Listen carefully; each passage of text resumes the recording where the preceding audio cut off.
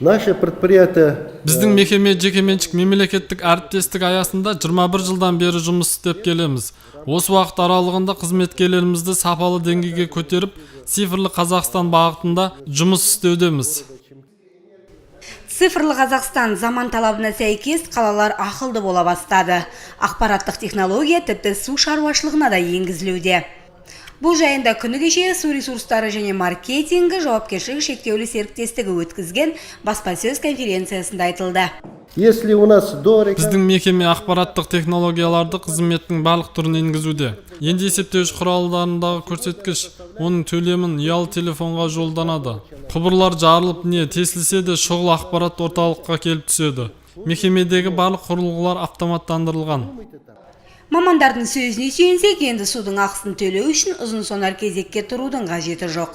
Құбырлар бұзылып қалса немесе басқадай суға қатысты мәселе орын алса, барлығында цифрлы түрде шешуге болады.